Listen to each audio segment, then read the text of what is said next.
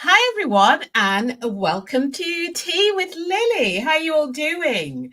We have a really special episode today, and we're going to talk about all things, a lot of stuff to do with LinkedIn thought leadership. But today, because we're doing the career and leadership series, and we're on episode 4, I hadn't started counting, and I thought, we've been doing these in the last few weeks, and we're on episode 4 already. So we're doing great. My name is Lily Nadia Mensah. I'm a brand strategist by day and events host by night. And I'm so curious about AI. It's crazy, but somebody has to be crazy to understand these things, right? And then share the knowledge. Tea with Lily is a space for informal discussions, as you all know, where we chat about topical issues over a cup of tea. And guests from all walks of life join me on what I call the magic sofa, and they bring their expertise. Well, the great and the good join me, like my guest here, to talk about things that we're curious about. And they share their tips on professional careers, personal goals, and all of that. And then that makes it interesting because you know what? We all don't have all the answers, but I try and bring people in that I can talk to that I know have a whole host of experience, and they'll be there to share their knowledge with all of us selflessly. We have a show today, and the lady that I'm bringing on, I'm not going to name her just yet. She's going to talk about thought leadership on LinkedIn, that place where we've got 1 billion people. We can't lose track. We have to be focused. We have to be strategic and on how we do our LinkedIn stuff. And I know I can learn so much. So we have a Gina. Gina, welcome to the Magic Sofa. How are you? Thank you. I'm envisioning being on like a magic carpet ride with you right now. That's exactly where you are. And I remember some thought leadership we've shared and other good stuff in the past. So that's great. Listen, how's been in the news? We have in the UK, we have a new Prime Minister, Sir Keir Starmer. We had our vote last week. And then those of you who are into soccer, because I'm talking to Gina, who is speaking to us from America. Which part of the States are you talking to us from? Are you speaking to us from? So I'm in the Pacific Northwest. My work home base is Portland, Oregon, but I live in Central Oregon, where most people from Portland come to vacation. So I live where I vacation now. Okay, and I know you've just moved home, and it's been, how long were you in your old house for? About 20 years, so it was a big deal. Oh gosh, massive move. Yeah, massive move in the decluttering. Oh, yeah. Okay. I know I've touched a nerve there, right? What you see here is pretty clean. If I take my laptop and move the lens around, you'd be horrified. So, well, you're not the only one, and I haven't had to do any decluttering. So I've had to move. Now, we also had we were still in the middle of the Euros 2024, the football, and the England team were with Switzerland over the weekend. I don't know if, my nails, I don't have any nails left because it went to penalties. And the boys did a perfect 5 in terms of penalties. So I think there's another match tomorrow. And we're going to watch them. But I'm a bit of a football fan, so that's great. But Gina, you had 4th of July last week. I'm jealous hearing about that because I lived in England for about a year and a half, and it was so much fun to be able to watch everything and be in the spirit within the country. It's like a whole different experience. But yes, we just had 4th of July, and it was amazing. I got to spend time on a lake, on a boat, watching fireworks, and it was fabulous. That's great. My time in the States, I remember, and you guys know how to celebrate. That is one thing I know about Americans. We just copycats. Americans know how to do the big show. They know how to bring the party to the party. So yeah, the fireworks, all those, so much, and it's like a united front. Neighborhoods come together. It's brilliant. Absolutely. Anyway. Well, we drove back into Portland and we went to our neighborhood barbecue that we've been going to for the last 20 years and did the water balloon toss, and the fire engine came down the street. And Yeah. we have a 3-minute parade with little kids riding their bikes in a cluster. So pretty all-American. All American. I love it. In terms of when it comes to putting on a good show, Americans all the way. Yeah. Now, guys, those who've joined us, let us know where you're calling from or where you're listening from, or if you will join us on replay, let us know where you're joining us from, because it'll be great. I'm sitting here in a small town called Bromley in England, and you're in Portland, and it's good to know who's watching with us. Absolutely. Who's in commune with us. So just drop it in the chat box. Well, and what time of day? Because maybe you brought your tea and maybe you brought another beverage. I don't know. Gina, Miss Gina. Is it? Well, I guess for you it's early in the morning, isn't it? It's early here. I am hydrating because we're going to be over 100 here where I'm at today. So lucky you. London is so miserable. It's miserable. It's been raining heavily today, so we don't have that. So I'm very envious. But I'm just on water today.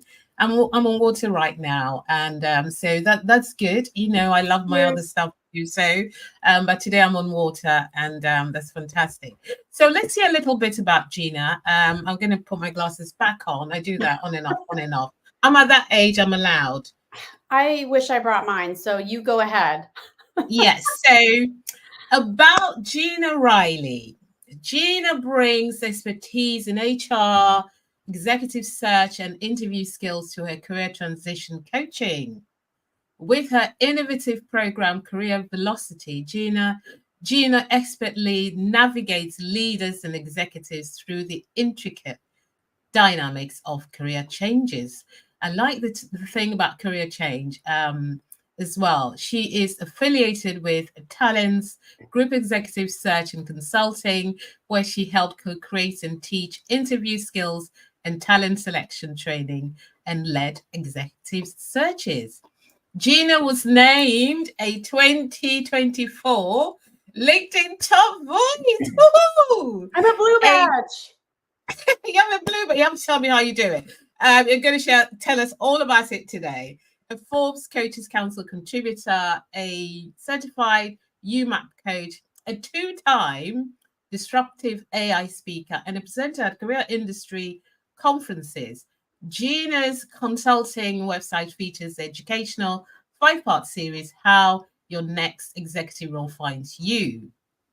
And she's about to publish her book on outlining career velocity model in partnership with Advantage Media and Forbes Books. Mm-hmm. Congratulations. Writing a book, I know what it takes. So congratulations on starting that journey. It's Thank amazing. you. I can't wait to read it. And I'm working my quirks out with my book. You're working those quirks. I love it. But to do it with Forbes Books, that's amazing. That's such a big thing. So, but I'm sure they'll want the pound of flesh from you. They will. You have to listen. That nobody gets there without hard work. So you're going to have to probably have to work very hard to get that publication. Yep. Now let's start the conversation around LinkedIn and sort of attracting opportunities. We talked a bit, and you say beyond the profile, how can someone actively use LinkedIn features to connect with relevant industry professionals? Yeah. So LinkedIn is a living, breathing, place to keep our career repository alive, because most of us will go to a LinkedIn profile before we ever see a resume when we're networking and we're talking with people. So what I recommend to people is, once your profile is optimized and you're keeping it current, the best way to keep it current is to make sure that you're using the features such as posting content and commenting on other people's comments and commentary, and being a part of that larger community. The way that you attract opportunities is to participate in the first place in a meaningful way. Don't you find that to be true?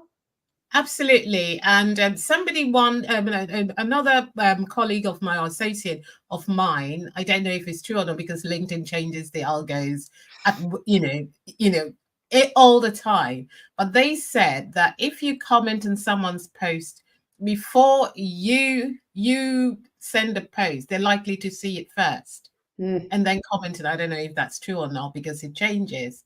But it's about engagement, isn't it? It is. And you make a really good point, is like, you and I use the platform regularly.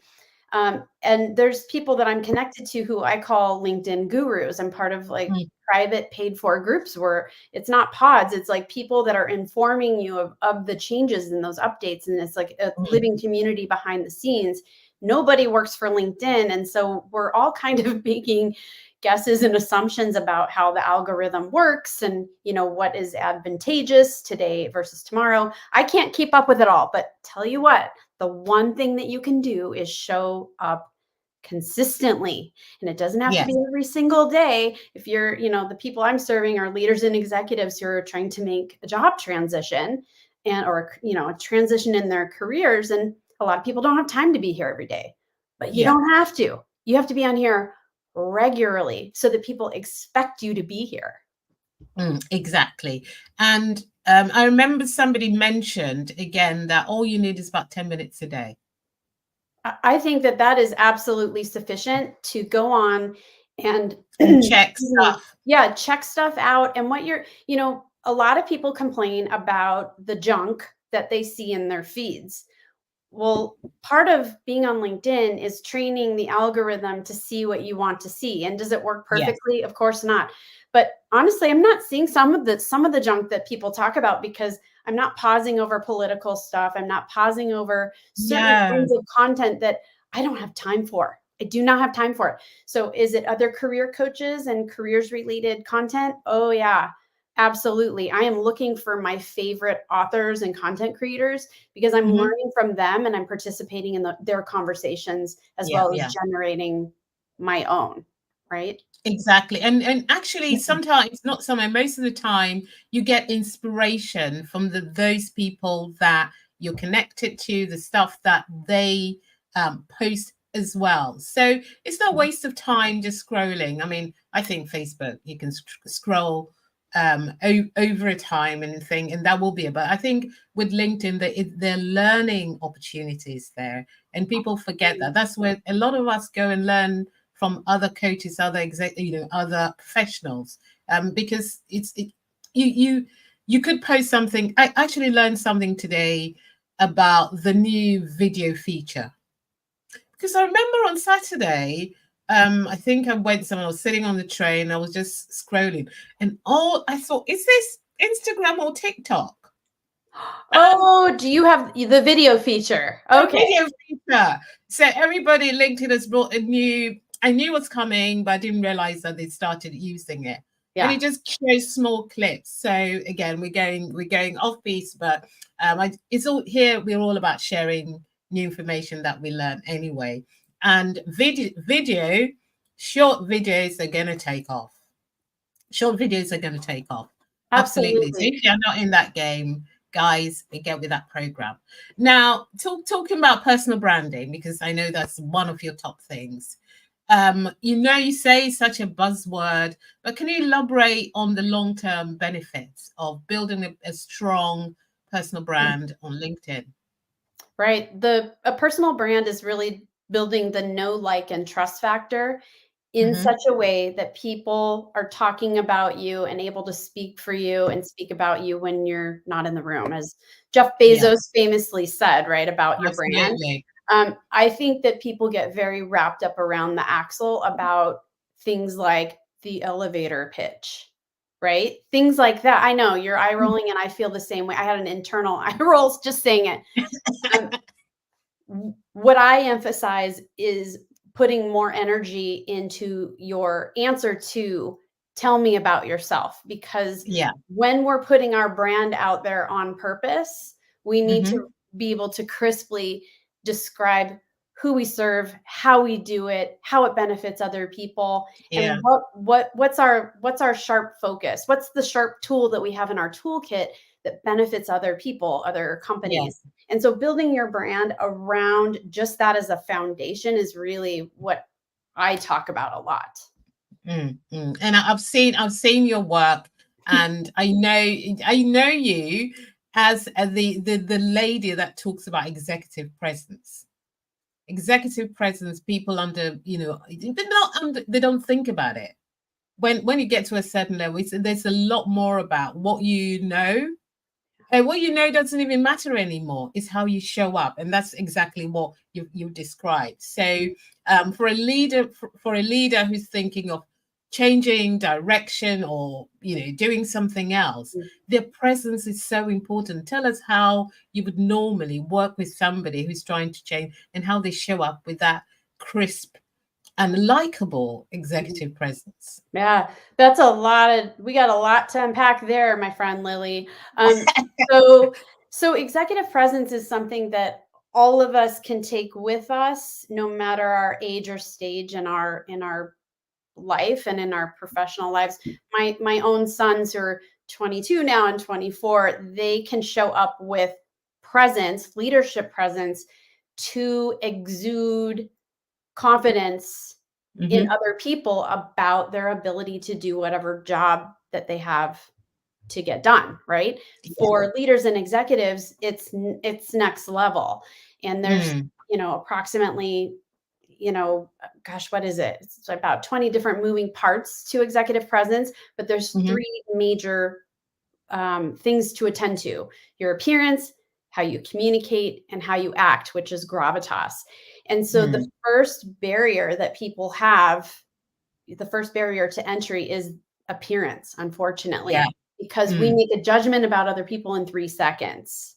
Then, if we can make a great impression just at the get-go, then we can move past that and then showcase how we communicate and how we behave and how we treat other people, how we show authenticity. That's one of the new elements of executive presence. So these various aspects are super critical to, get your foot in the door for conversations, but to have people speaking well of you in your ecosystem when you're not in the room.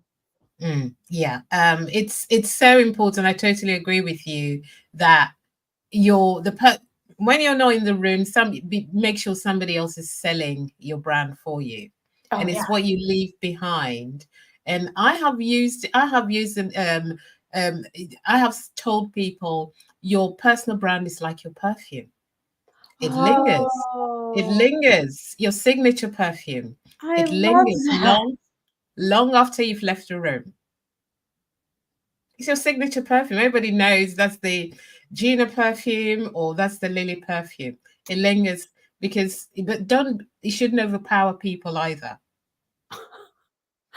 It's a balance. Whoever's watching on replay, that's the mic drop right there from my friend Lily, whichever direction I'm pointing. That is awesome. I love it. Oh, thank you. Because if that's your signature perfume, everybody remembers you when you walk past, or when you've left, they say, oh, that smells nice. That feels nice. That feels warm. Or that's like, oh, too much. It's overpowering. So let's think about that. Yeah, or not enough, Sorry? Or even not enough. So not enough, yes.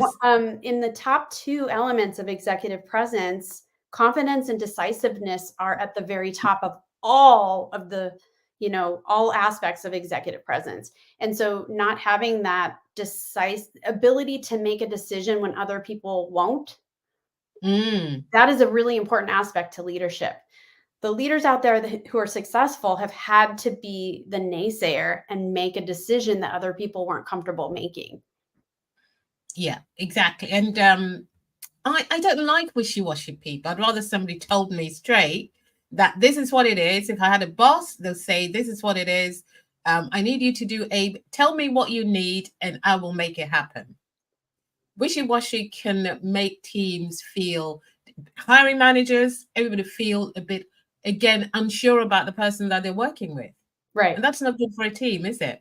No, absolutely not. But then there's also, you balance that with humility and grace and space for people to do good work and come up with answers on their own. So being a leader and being a manager is no joke. It's a big, in fact, I just read, it was probably in my LinkedIn feed and I don't remember what source it came from or else I would cite it, but that people are shying away from managerial roles, that they're not wanting to take them on because they don't feel qualified, they don't feel prepared, and they don't see managers as being supported.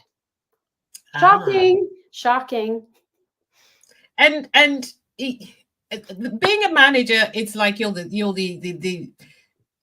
the middle of a sandwich. You've got the junior people beneath you, and then you've got the leaders above you, and it's hard because you have those above you coming down on you as to what's required, and those underneath you asking you for their support. So I can actually understand that, but I'm sure there are ways that you can coach people to do that. So Gina, networking is often seen as crucial for career advancement. How can what are some of the actionable things that people can do to make networking work for them, especially on LinkedIn? That's a really great question. And I think over time, for me, there are things that come naturally and seem and feel easy to me. And then I have to kind of dial it back and think about people who feel stuck and may not even know how to start that networking process. So there's a couple ways to do networking. Like you and I got to meet in person, hugging cheek to cheek right there in Lisbon, Portugal. So fun. And so, for you and me, it's spending enough quality time, talking about real things. And then parlaying that like you did, reaching out to me and asking me to be a part of your amazing show, keeping the conversation going, collaborating on things and allowing joint thought leadership to take place. For me, the easiest thing to do is when I see something in my ecosystem that I really like. I see an author, I read a book and I love what the author did, or I see a published article. My natural inclination is to go to LinkedIn. I look up that author and I will send them a personalized connection request. And that's how I developed one part of my program. It's a person's leadership approach. And I chose to use the adaptive leadership model. So one of the co-creators is Marty Linsky. He's at Harvard. And during the pandemic, we Zoomed and I talked to him about his model because of the TEDx he did, which I watched. And then the articles and books and all of that about adaptive leadership. And then now I have someone that I can reach out to if I want to ask questions and probe deeper. And then I propagate his thought leadership when I talk about it, just like right now. So networking can be about bolstering your own brand. It can be about informing yourself and creating choices, but it can also be about fanning the flames of other people's thought leadership. Yeah. That collaborate. I think I like the idea of collaboration because nobody knows everything. We know a lot. We know, don't get me wrong, but we may be specialists in our own areas. However, when we collaborate with other people, that's when we get the richness of what we're supposed to deliver to those that we are serving. So I do believe in collaboration. That is one of the tenets of what I do, is always to seek to collaborate with people who are in my industry. There's no competition. I'm my only competition. It's as simple as that. There's always something that somebody can add to what I do, and I love the idea that you're also of the same mindset. Now, tell us about your book, Career Velocity. Well, the book that you're writing, I want to know about it. Tell me a little bit. Tell us a little bit about it and how that came about. Maybe a chapter, and then when we can expect. I'm sure you have to come back just before launch and let us know where to get it and all of that, because we want to know. We want to promote it because I've seen your work. I've seen you in person. You've done a TEDx. Oh, we need to talk about your TEDx as well. Well, I haven't done a TEDx. I've done 2 DisruptHR talks, and now I'm on the committee in Portland. So anybody in Portland that's listening, our next DisruptHR is in August, and I'll be there as part of the committee supporting that. And that's really tough. It's kind of like doing a TEDx, but in 5 minutes. A TEDx in 5 minutes. Yeah, that's not a bad thing. It's insane. It's 20 slides, and each of the slides flip every 20 seconds, and you don't get to move them on your own. So you have to have your speech or your presentation completely dialed in. It's 5 minutes.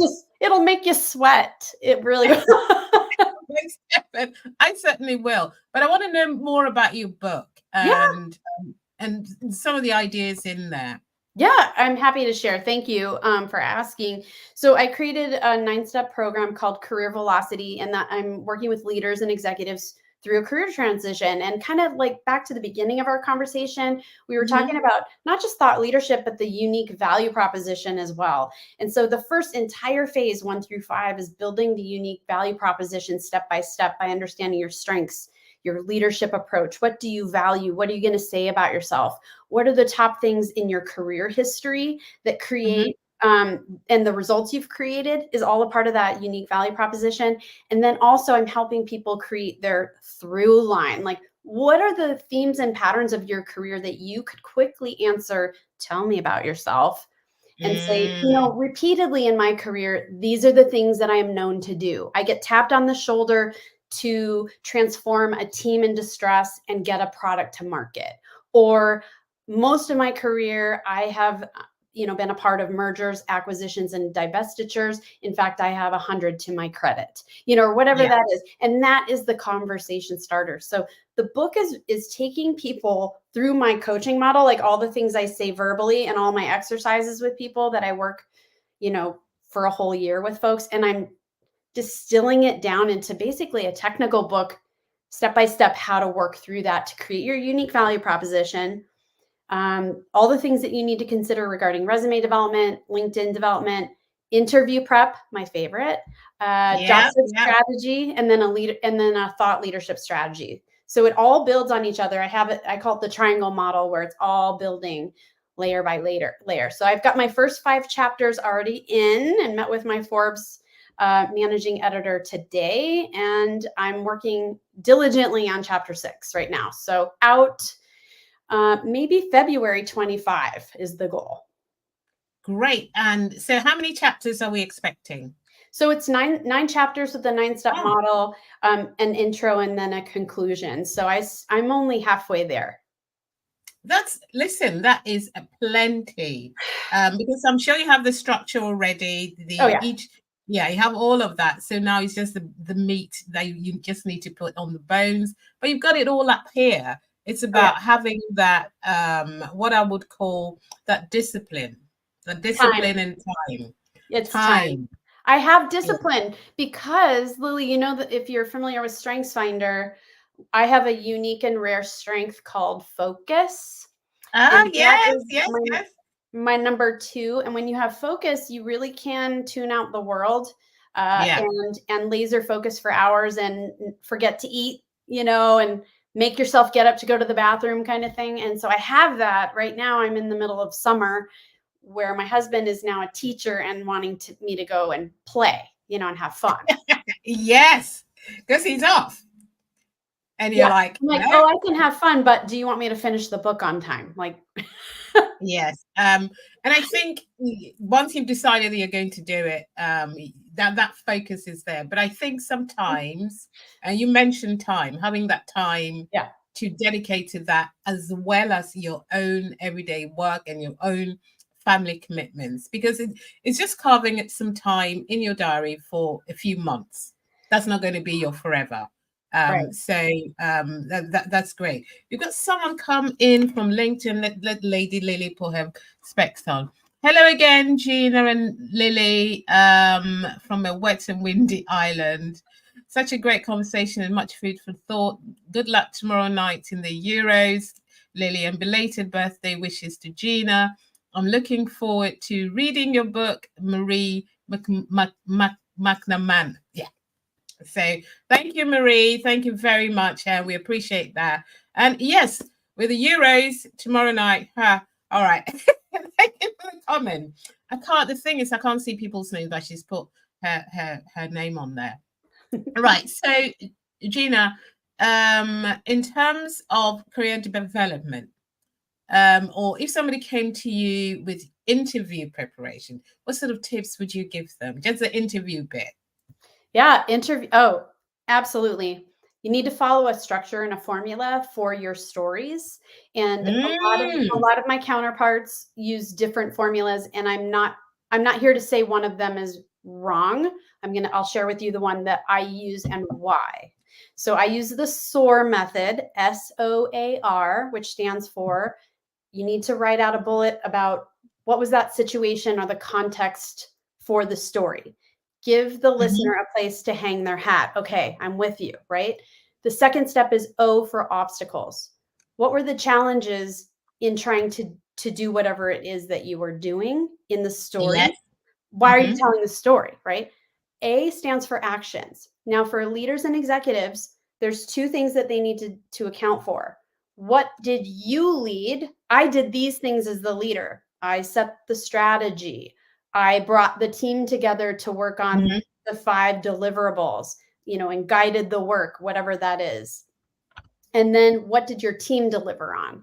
Because humble leaders need to explain what the team in total delivered on. And a lot of the leaders I work with are like, I didn't do all this work. But you do need to have the confidence and the decisiveness with executive presence to say what you led, or else it looks like, I didn't do much. I was part of the whole team, right?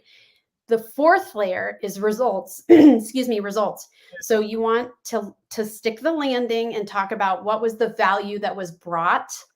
Why did you tell the story? Yeah. There's some value. Did you help make more money or reduce costs? Did something increase by a percentage, a couple percentage points, or decrease? What dollar number signs can you put behind the result? Could be customer satisfaction, could be NPS scores changed, right? Yeah. So pardon me. So we're looking at using a solid framework, and then using job descriptions that are the ideal job descriptions, well-written ones, and building your stories in alignment with what those deliverables are in the JD. Then you're building your repository of stories. And if you can go find 2 to 3 job descriptions that are pretty close, you can create yourself that repository easily. It does take time. And I do recommend practicing those stories with people, or at least out loud, so you can sharpen and hone them. Because if your stories are too long, your listener will stop listening. They'll tune out, but you won't know it. Their eyes may glass over, but you might not realize it because you're so nervous telling your story that you misread the room, which is also a part of executive presence. Yes, misread the room. But I've typed, whilst you're talking, I was listening, but I have typed it up. And so interview preparation, according to Gina, is SOAR: situation, obstacles, action, and results. I've heard of STAR, but I think it's pretty much around the same idea. So anything that's and the reason why I don't want to make anybody wrong by using these there's PAR, CAR, STAR, SOAR, might be something else. The reason why I steer clear of STAR is I don't want the leaders I'm working with to talk about the tasks that we're doing. I noticed that. I don't want at that level, it's not about the task, is it? Yeah. We don't want to hear about the minutia of that. But what we do need is some idea about the approach that you took. What was that leadership approach? So one of the most complicated situations I've been in with coaching a client is I had a amazing man, technology leader at a major global bank, and he would start to tell his stories, which were really rich and juicy, but he would start and then he would say, okay, here's the situation. And then he would stop and say, oh, wait, there was this other problem that was going on. And then he would keep going and he'd say, oh, wait, there was this other thing. So finally, what we did was to tease apart all of those things that were snagging his storytelling is we broke it into two halves of the story. What were the technology things that he was trying to overcome and deliver for the bank with his team? And then what were the leadership and team challenges that he had? Some were cross-functional, influencing with teammates across the organization he didn't have position power over. One was eliminating somebody on his team who wasn't performing. Another might have been infighting, right? But you'll lose your listener if you stop and you go, oh, wait, and I had to let someone go. Oh, and let me tell you about the technology. That didn't work. So when we teased it apart, he went, okay, I can tell the story. And now when he gets in front of somebody listening, he'll say, I'm going to tell you this story with two aspects. First, I'll tell you about my technology challenges, and then I will tell you about my leadership challenges. That way I get to hear his leadership approach. Does he approach people with humility and confidence, and so on? That's amazing, and I'm glad the obstacle bit changed, the star, because yes, task like you said is about the small fry, and nobody's interested in the small fry at that level, at that level. So I've got a couple more questions. What are some emerging trends you see in how professionals are using LinkedIn for career development? For career development, well, I don't know that my clients are so much using LinkedIn for career development unless they're taking advantage of like the premium features with LinkedIn, with the LinkedIn, coursework and whatnot. I think that's really great. And you can add badges. What I am seeing is the leaders I'm working with who take my advice to build a thought leadership strategy and execute on that, they are starting to build up authentic, true followership. People are following their content and commenting on it and being a part of his community. Like I've one person in my mind in particular. It will make it easier for that person if they need to make another career transition and not feel stuck. That is the point of thought leadership, is to be known for something in your ecosystem. And so that you're one of the people that is thought of when an opportunity arises. Yes. That is spot on. One of our listeners, actually listening from Facebook, says humility is so important. Candy, thank you for that. In leadership, it gives the leader a more human approach, and we couldn't agree more. Thanks for that. So we have some tips that you're here to give us in your own career. What would you give us? Tip number one, and then I'll copy and write it up as well. Tip number one for thought leadership. For thought leadership, my first tip is to, again, go back to your foundational unique value proposition, what it is that you offer as what I call a business solution, and start to tease out of your experiences the things that you're known for, the things that you want to be known for in the future, and then the aspects of leadership, whether that's team development, mentoring, some of those topics that could be juicy, and then parlay that into big overarching topics of the things that you could be engaging with.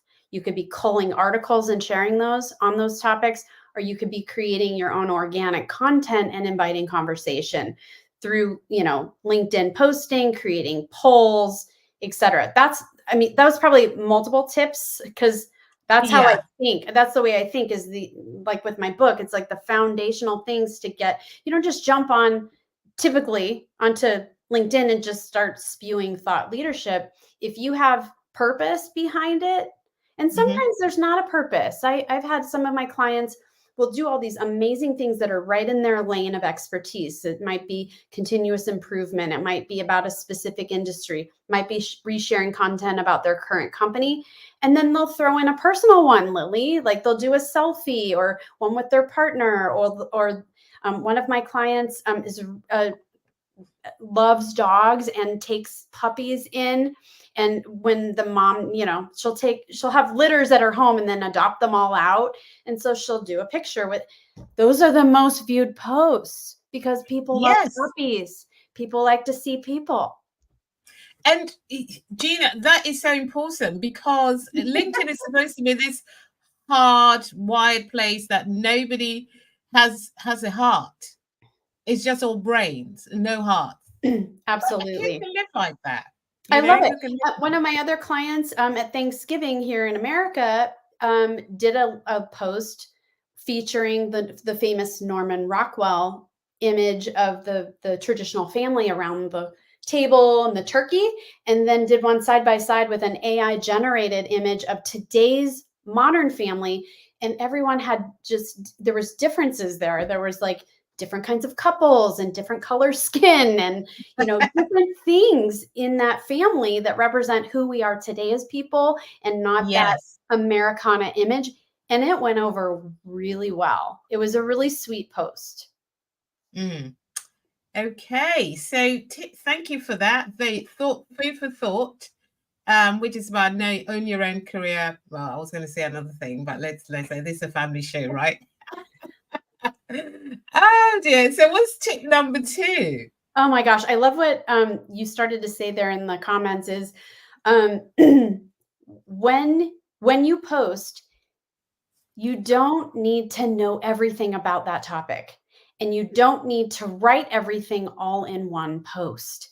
You need to think of things as standalone, bite-sized, or Scooby snack size pieces and invite conversation. So when you're talking about things that other people are thinking about and want to talk about, they'll jump in and they'll be a part of it. So think of yourself as the water cooler attracting the conversation, and that's when you become known for those topics. Water cooler. I like that. That's people huddle around and have a conversation around that. Amazing. So that's a bit about the tell me about yourself bit. So that's tip number 2. Bite-sized pieces, Candy says, and invite conversation. Amazing. Thank you. And that's what you alluded to. And what's tip number 3? I'm going to go off-road. Off-road with LinkedIn, but I'll tie it back to LinkedIn since that's what we're talking about. And we're here on the amazing platform. There's a lot of ways to express your thought leadership. There's many ways to do it. There's not one way to do it. And I interviewed this terrific communications expert, Lee Caraher, and she had a podcast episode called "If You Call Yourself a Thought Leader, You're Probably Not a Thought Leader." I reached out to Lee and interviewed her based on that podcast episode on Everything Speaks, I believe. And we broke down in this interview article all the things that you could be doing. It doesn't have to be go write a book. It doesn't have to be try to publish in Forbes like what I'm doing. It might be working with your internal communications and marketing teams, if you're a leader or exec, to get you guest spots on podcasts in your field. You don't even have to do the heavy lifting. Go work with your internal teams to get you on these shows, showcasing what your thought leadership in conjunction with your company brand. Now your company is behind what you're doing, but you're the one delivering it. So podcasts. If you're a technical leader, perhaps you're working on something that you don't have to keep top secret, and you involve your technology team to write a white paper. I'm working with someone from a major global technology company who was doing podcasts during little YouTube clips during the pandemic, showcasing what they were doing. And then they did release a white paper, and she's part of that. So there's so many ways to showcase thought leadership that I outline in this article that you don't need to just think of it as being a one-trick pony. Go with where your energy is. There's Yeah, and I think that's what makes you human. That, ties back into what you were saying earlier, that what makes you human is what people will buy into. And I think we've got another comment here from Cobby saying, I love the buzzword Gina used in her comments, humility to describe the delivery of storytelling by a particular individual, and it resonates with him. So thank you very much for your comment there, Cobby. Now, networking and relationship building is probably the last one that I know that you are always telling people. You cannot network from your home, right? Unless it's networking with your family. It can be done. I bet, like you, I was building a lot of relationships through the pandemic just by being a part of the LinkedIn community through comments. Yes. And I have like a huge list of people that I want to see when I travel in the country. So people in New York, New Jersey, North Carolina, Florida, there are all these people that I'm interacting with. Some have become texting friends, texting buddies, collaboration partners behind the scenes. So it can be done from the comfort of your home. And when you get to go out, you've already been building that rapport, right? Yes. But I think what I was alluding to was the fact that obviously the computer allows us to talk to each other like we're talking now. Yeah. But some people just do not go out and network. They don't even do it through it's just networking is one of those things that I used to be like that. I mean, don't get me wrong. I used to be shy and didn't want to talk. Now you can't stop me. No, you can't stop me from talking. You can't stop me. But I know where people are with those things, and it's scary, but networking is how people get to know more about you and then can then sell your perfume for you. Absolutely. Absolutely. Yeah. I think part of networking is actually being curious and a great listener. And I think introverts can be some of the best networkers because they are willing to listen, right? Yes. So if you let your curiosity be your guide and you do a little bit of research about whatever it is or whomever it is that you're speaking with, and you have a couple of great conversation starters because of it, sometimes it doesn't even have to be a big deal. It could be, hey, I checked you out on LinkedIn and I noticed that we went to the same school, but a couple of years apart. Oh, well, there's a conversation starter. Absolutely. We don't know, there might be somebody who puts in their LinkedIn banner them golfing, and I see that you're a golfer. I've been golfing since I was, I picked up golfing when I was 22. And there's something that you can start talking. So there's things that you can talk about that are not so dry, like talking about the weather, first of all. But I think as Brits, we talk about the weather. I mean, it's one of our favorite sports. And we can talk about that all the time, but we need to bring something else in apart from the weather, right? Oh, absolutely. You need something that whatever's behind the story will give a hook and help you get remembered, right? And you might be remembered for asking a great question and then actually listening and responding to the conversation and not talking over people and not taking what people say and just talking about yourself. Like a lot of times people just love to talk about themselves and then they feel really good about you because you were listening. Yes, listening is well, it's one of the things. Mum says you have 2 ears and 1 mouth. Listen twice as much as you talk. So thanks, Gina. Thank you so much. And we can find you on LinkedIn. Where else can we find you? Yeah, I mostly hang out on LinkedIn. I love personalized connection requests, and let us know that you saw me here with Lily having some tea, spilling the tea. And then, my website where I've got a free downloadable where people can create a career transition plan for free. It's not a sales pitch. So it's really all about being strategic with all of this: career transition strategy, interview prep, thought leadership. If we're intentional, then we'll get there faster. Whatever our goals are, we'll get there faster. We at least make a plan. Okay, I'm going to post, thank you, Gina. I'm going to post the website where people can download that webinar that you've created. I think it will be amazing. I'm going to go there myself. And you said it's not a sales pitch. So it's not a sales pitch. It's not a sales pitch. Not. Oh, Gina, I'm so glad we finally got to do this, because we've been trying to do this and so much has happened. But I'm glad we sat down and we had more than tea. We wouldn't tell anybody else what else we had. And that was a fabulous evening. We did. We had a great time in Lisbon. Yeah. Oh gosh, it was fun. So Yeah. Gina, congratulations on getting starting the journey of the book. You mentioned it when we met before. Now that you've actually sent half the chapters across, so you're there already, and I wish you all the best in finalizing it. If there's anything that I can do, or you want me to be one of the readers of it, or doing something, please call me. I'd be more than happy to read it and give you my thoughts on what the book is all about. So I've done it for a few people, and I'm more than happy to do that. So that's my promise to you, because I believe in you, and I'd like to continue to walk on this journey with you, because I think you're amazing. So thank you very much for showing up majestically and with authority, walking us through how to be a thought leader on LinkedIn and offline as well, because it's not all online. Offline, how you make people speak. So that's amazing. Thank you so much. And thank you all for tuning in, those who've tuned in, whether you're tuning in afterwards or you're tuning in now. I really appreciate you, because I know your time here, your time is very valuable, and you can't get that time back. So thank you very much.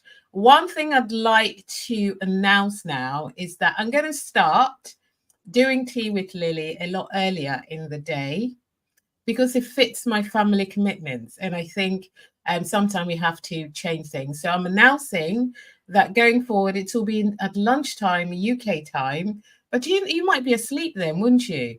Let's see. Am I 8 or 9 hours? Oh, maybe. Yeah.